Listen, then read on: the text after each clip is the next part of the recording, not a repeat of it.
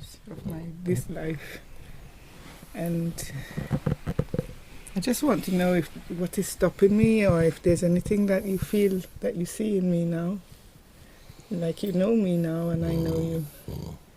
What is it? Why this is not just finished for me?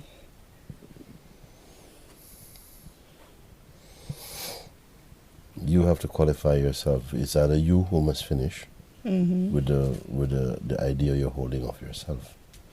There's nothing outside of you to finish. That's true. Understand? That's true. You only have to finish with you. Yes. There's nothing outside. So this I see so clearly sometimes. So clear. Even when I'm asking you the question, it doesn't really. I think the space that is unmoved. You see, it is not other than you. It's not something we should speak about. This is what has been happening. We sometimes refer to that, but referring to that creates duality in you. Yes. You see? Now you may say, but that's how it feels. That's the experience for me. Is that I can't really say I'm that yet. But this is where I come in and I say to you, but who are you who is speaking now? Yes. Who are you? Because somehow this you who is speaking now is just accepted as though it is a fact. It's taking up my space. Or I'm giving it permission to space. Yeah. But from my point of view, nothing can take up my space. You see? Yeah. These are just kind of ideas that are still carrying some power, not in themselves, but because they have been apportioned power. The consciousness is still in role somehow, which is in another way I can say it is okay. And there's something genuine about that also, because I am also the functioning consciousness. And as a functioning consciousness, the play of duality is there for me. So this is why I say to people who talk about, oh, he speaks about God. I said, you are hypocrites, because actually, if you say that you are somebody, you have a reference of yourself as a living entity who has a sense of choice. I would say that it's just acknowledge that is also a play within the great understanding. For me, this play happens. But when I say for me, I am that. I am what I am. And I am also what I appear to be. You understand? But only sort of playfully. And so I don't have a conflict with myself, because I've not divided anything in me. You see, all my play is me. So nothing can stop me. Nothing can stop me, because I don't have a fight with anything. I don't have anything to say, this thing is so important or this thing is so big or something. You see? Because how do I come to know about those things? To know anything means that it's after me. This I know inside me, Mooji. Yeah. But you see, the thing is that the cake has to bake. The cake is in the oven. The cake is baking. The cake is still the cake, but it has to go through its own maturing somehow. And there's nobody who can do it, because it is already there. In fact, it's not even like that. It's not even like that. The cake in the oven baking is also a part of the illusory play. You understand? But at the same time, as far as experience is concerned, it is truthful. Therefore, the truth is beyond experience, like dualistic experience. It's self-experience. You see? So, when I say to someone, you are the self, and then I see that their mind answers and says, yes, I know that I am that. I said, no. Not like that.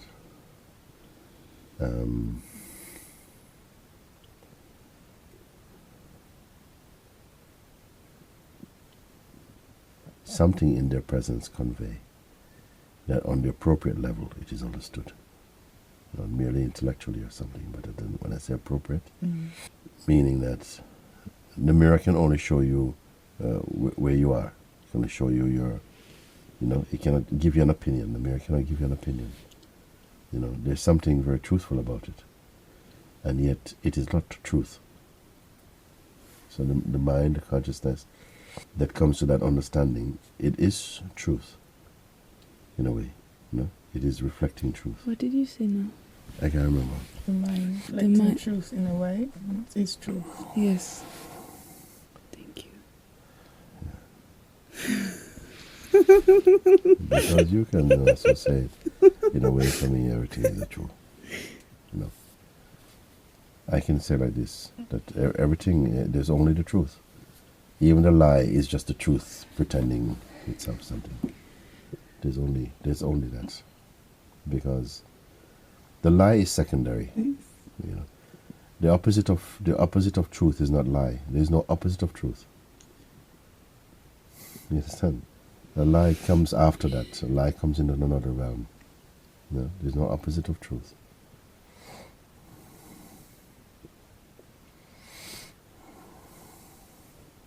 What is lie Lie is just ignorance, which somehow, then you have to find out, well, ignorance for whom is the ignorance then?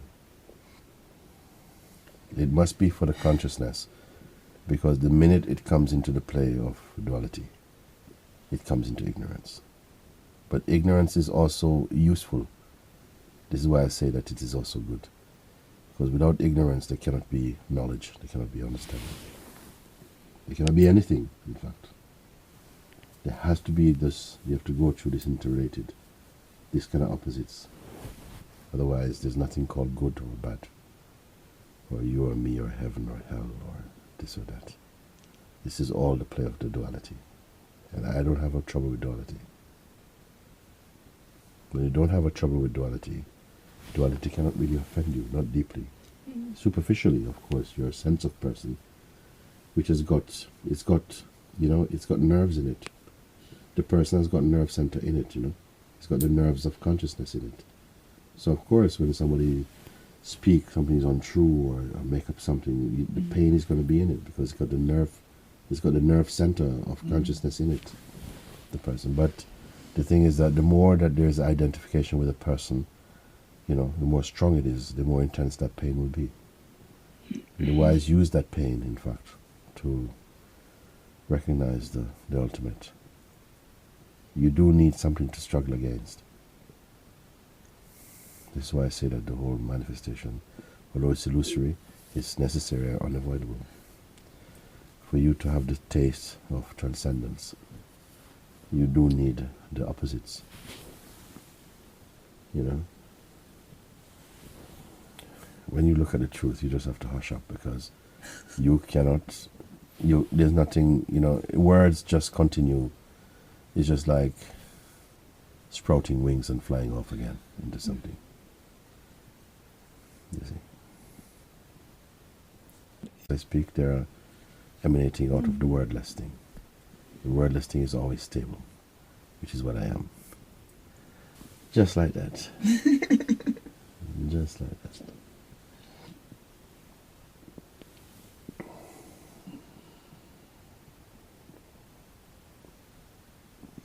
We don't need to trust in words too much. No. What happens is the words must be useful up to a point to help to somehow, what you may call, neutralize the acidity. Let me use in my own sickness language. Neutralize the acidity of the egoic mind. They have to do that. The knowledge will do this. But The only thing that feels very strong at this moment is just to stay quiet and just fall in myself. this is the best thing. This is the only thing that This is the feels best thing. true to me in this moment. Yeah. Stay quiet, stay empty. Mm. Stay empty is the best thing. And then I say, if even that advice give you trouble, then you realize maybe you've heard it wrongly. Remain empty. Mm. Stay means like you're going to go somewhere and do something. No. Remain means don't bother touch what no, it's noisy. Stay empty. And very, very quickly the clouds in the mind, they pass. Even in the turbulence, it's not turbulent. Yes. Mm. Yes. Then alone you can say turbulent, but not turbulence. Mm. Turbulence, but not turbulence. And I don't really have any questions or doubt in those places when I am in remaining in myself fully. Yeah.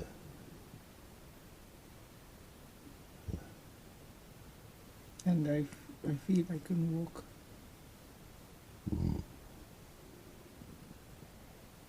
Nothing missing. We don't want to throw that butt away. Because it lives on your breath, you know. You feel, but something keeps stopping me is an idea you have not kicked yet. You know, because sometimes you say something is stopping me. I say, but you know, there's nothing stopping you. You say, yes, I know, and things like this. But it's not the truthful you know, question to ask, to be honest. Yeah. Because in this remaining in the self, I don't really feel this. Yes. Then gradually it just perish. You know, it's just because it has a little bit of poison in it, that concept, a bit of venom, and then it bites you, and then it's going to have its effect for a while. But left even untreated, it will just disappear, or it kill you, and it's not going to kill you.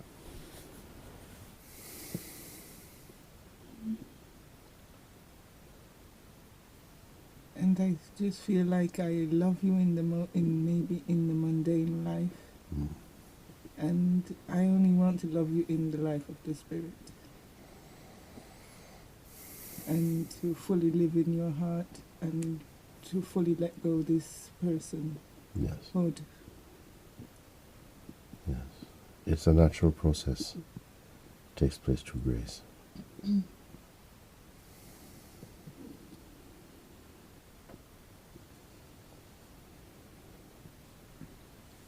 Mooji, yesterday in Satsang, we spoke about devotee and bliss and the jnani and peaceful contentment. Yes. And then the question came inside like, but how is it possible to fully realize truth, not to be devoted to God? Like, is that because what I feel is like all these great masters, there is so much devotion in these expressions of the saints you speak of, the masters. I have not met any of them in whom was not perceived the presence of God. I have not met any of them. Any jnani, I have not met many jnanis, but even the ones that I have seen or something like that. I met many people through, like, watch internet and so on, who are said to be like teachers and so on. But for me, they don't have the power. They don't carry the power of the presence, and they don't have the presence of the power also. So, but I still feel that they have their work also to do. People have the work of helping to clear those who have a very strongly mentally oriented or psychologically strong. They can talk with them because that's the language they use. But I still see them as a bit of a tribe. Because we are living, feeling beings. And intuitiveness is part of our functionality. And everybody is instinct with faith. We have faith in something. So it must be some strangeness that say that you don't have faith in God. You understand? And yet at the same time, if you don't have faith in God, I have to say that it is God who allows that apparent freedom. Because nobody has the freedom to act contrary to the will of God, really. So in order to be faithful to his diversity, he has to keep some stupid. I have to say like that, or keep some in a state of mind, or show that they're... Because anytime you say this thing is, then you create a limitation somewhere along the line. So in the field of diversity and conceptual diversity, you must have the full set of colors. The full palette must be there. So we'll have people who don't believe anything. Some people believe intensely in God. Others who believe in themselves. They have all the expressions of there. They have to represent these potential and possibilities. They have to do it. And I feel one who is wise will see an expression or taste the DNA of the truth in all of them, and find that the collective taste of all of them, and so know all of them, in all of them. You just know it. Because the minute you say, oh, I don't accept non-duality, oh, I don't accept duality, that is already duality. And that is already a kind of, even to say there is no such thing as duality, is itself comes from duality. So it's a kind of, it's just people who have a very strong mental orientation or a kind of psychological orientation that goes off into some kind of seemingly sanitize the concepts so strongly. They seem to appear to be perfectionists, but it's not truthful. It's without life. So,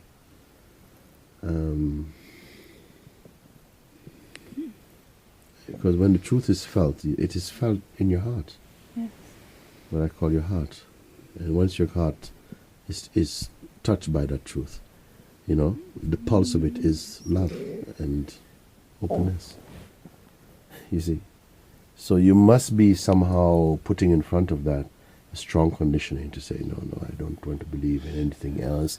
I just want to believe in myself. And that is immediately personal. It cannot be universal. So I don't understand it. You see, all the gyan is that I am aware of them. They acknowledge God.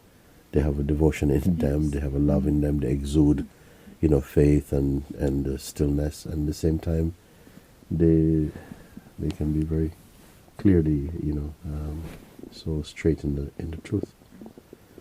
So it is a kind of paradox. It's not a logic. It's not a logic. Logic says, but you must be either this or that. Wisdom says, I'm neither this nor that. I'm both and beyond. Well, how can we make sense of that? He said, well, actually the truth is more than sense. The truth is more than sense. You see.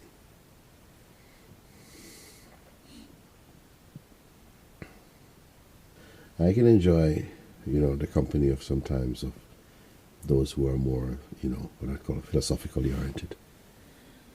But not all the time. For me, sometimes they become very dry. And I'm inclined to enjoy the company of bhaktas. But sometimes they're too wet. You understand? Meaning that if they're too much relying on emotion, if it's too much, then sometimes I feel like it lacks a bit of strength. There's a balance in it somehow between, jnana and bhakti and karma also, because there are people whose more their orientation is towards activity of service or work. And that's also part of the expression. But to work without desiring the fruits or to be attached to the fruits of your endeavors or your actions, that is a freedom also. Because then, it's like you don't feel I am working, actually. You feel like God is working through this body. You see? And even a bhakta is expressing, at the highest level. There's no me, there's just God dancing. But gives in this body the sense of another to appreciate this dancing. But that's wisdom to see this.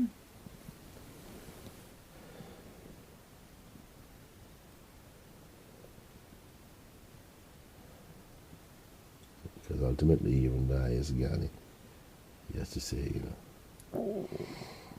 absolutely, there's only one. Thank God. Well, there's just that, like I say, you don't have to say thank God, in fact. Because people, for me, when they say, oh, can there be a God, or God is personal? So who says that God is personal? God can manifest through the personal, but God is absolute. And for me, when I say God, it is same as awareness, absolute. But God is given limited qualities due to conditioning in people. Who can deny? Who gave the power in certain bodies to feel the love, to take care for you while you were a child, when you had nothing to offer to this world? What? what is guiding the destinies of each thing. You know.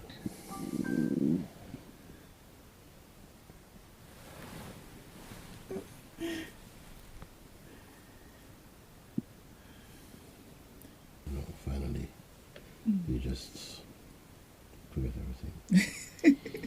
You don't have to lift up anything. You don't have to work anything out in the world. Just somehow your heart becomes cleansed through silence, and even if you do it and say, okay, just become empty, but only grace can allow that understanding to happen or to respond to that. You know, because grace itself is responding to grace. Grace itself is the one that's responding to grace. You see? And you feel the immensity, the infiniteness of the empty mind, empty.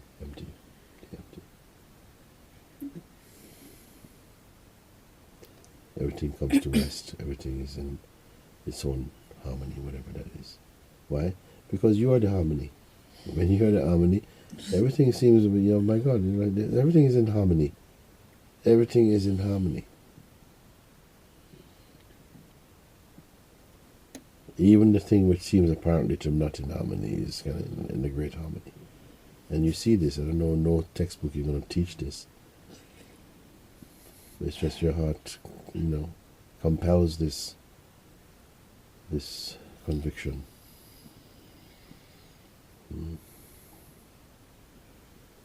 It is a wonderful thing that in one lifetime, because there are differing views, people have their views, that of course if you understand that life is continuous, but a lifetime is discontinuous, or changes, or goes through different chapters in the one book or whatever, then you may come to understand that this show has been on the road for a very long time. In this life, no matter what other lives there have been, but now, whether there's been other lives or not, but now, somehow, you're living in a state of grace, because, first of all, you have an attraction for the truth, for the ultimate. And it's not merely a conceptual attraction. It's like a living attraction. There's something inside. And it's going to burn everything that is turning towards out. It's going to pull it in inside. It is doing it, in fact. Then I say, wow, blessed are you.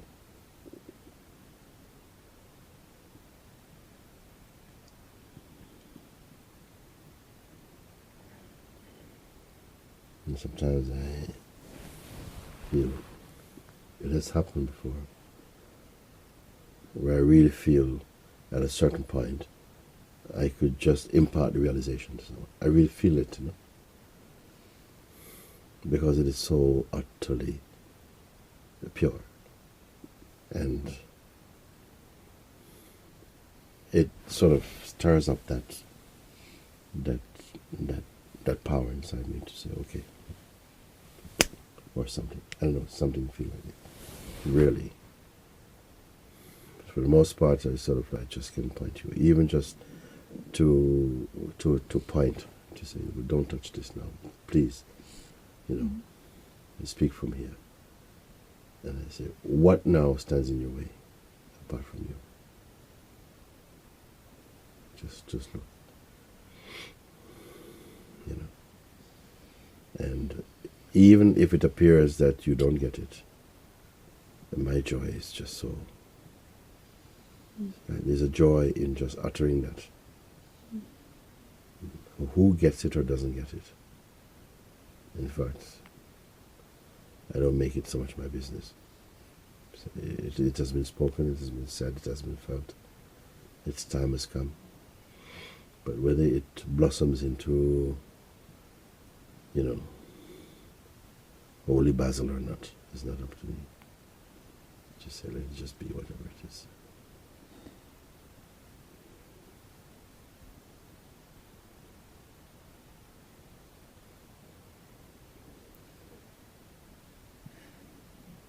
Thank you for this life, Mooji. Oh, it's a great life. This is your great life. This This is our great life. This is our great life. Thank you for this Yeah. life. This is our great life.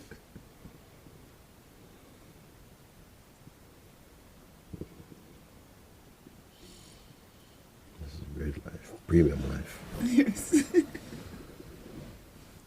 For anyone who somehow feels that inner stimulation or that attraction to this, because there's no after this, there's no part two of this. I don't know. That would have to go back again to the realm of the consciousness, and which is fine, also for me, because it is fine. But that's not this. It's in its absoluteness. This in its absoluteness is for me the cream of the human endeavor. The human being's highest attainment, if you want to use these type of terms. It's going to be that, to discover again the source from where you, the one, the self-perceived, conceived one, where you come from. And from being standing firmly in the posture or the position of being the person growing towards something, it changes and becomes you are the consciousness in which even the taste of growth arises and is perceived in it. A complete changing over of perspective. Then this for me is auspiciousness.